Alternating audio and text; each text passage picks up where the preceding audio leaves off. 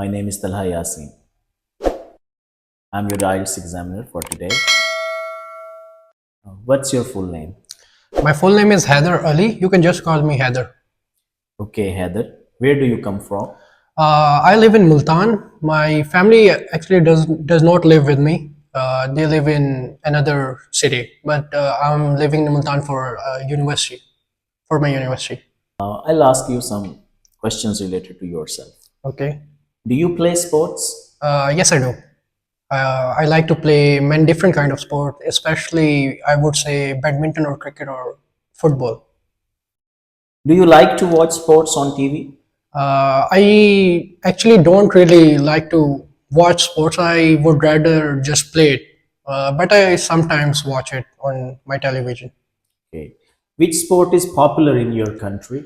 I would say cricket. It's really popular in our country, but badminton is getting really popular too, and football, they're just crazy for it. Who is your favorite sports star? If I had to choose from UFC, I would say Khabib. He is really one of the best icon. Or if I had to say from football, I would say it would be Messi or Ronaldo. But I would prefer Ronaldo more than Messi because he is my favorite uh, football player. Okay. What kind of sports would you like to try in future? I would say baseball. That sport is like really interesting to play. Like there's quite an audience for it, and the way they play it, it's quite interesting. Okay, that's the end of part one. Let's move on to the part two. In this part, you have to describe a place where you like to study. This is your cue card and Thank this is you. your pencil. You have 1 minute. You can think and take notes if you wish. Okay. Your time starts now. Your time is up. Would you like to start now? Sure. Okay, start. The place I would like to study would be my room because it's quite comfortable there. Like no one disturbs me in my room. And that place is like my comfort zone. So no one really disturbs me, and I can just peacefully study there. So the answer would be my room. There are many reasons I would choose my room because there's no distraction there. I can just study peacefully and like no one would annoy me or anything. And if I get too much stressed or stuff, then I can just lay off my books and use my phone or something else to clear my mind.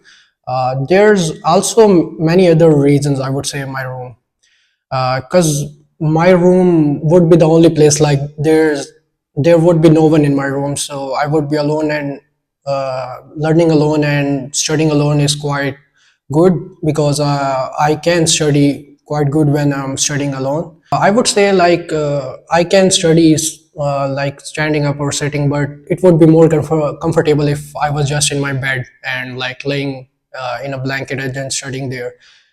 If I have any kind of problem or any kind of other stuff that I don't understand, I can just pick up my tablet or mobile phone to check the answer or try to understand what's the problem that's causing me to stop at that point. So it's like the best place you can study. In my house, my room is like the best place you can study.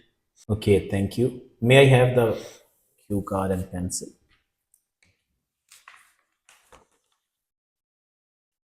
Let's move on to part three. We have some questions for you. Okay.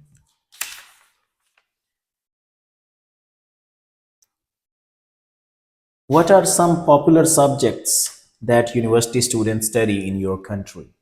I would say mathematics or computer sciences. Mathematics is quite a good subject and lots of students love it, but I think computer sciences is mostly influential by parents and other relatives.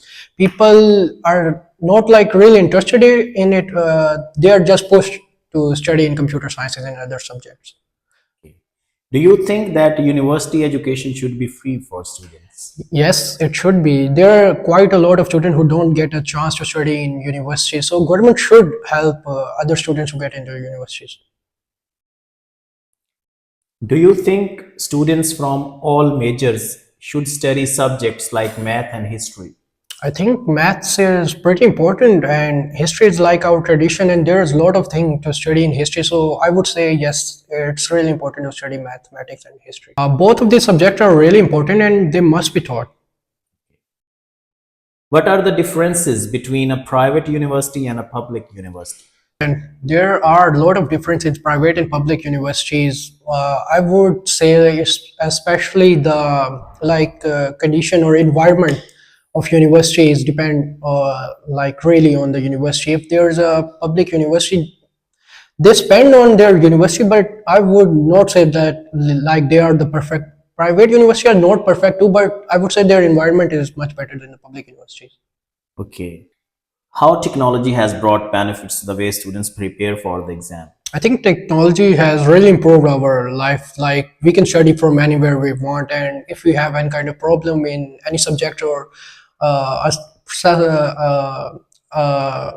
specific problem, then we can just search it up on YouTube or any other kind of devices. Artificial intelligence is also being used to benefit students and other things. Okay, the last question is how the use of technology in the classrooms will bring more benefits to teachers and students. I think technology would really help teachers and students because teacher don't just have to use the board marker and board to write things on. They can also use projectors like laptops to show other things that they cannot do with their board and marker.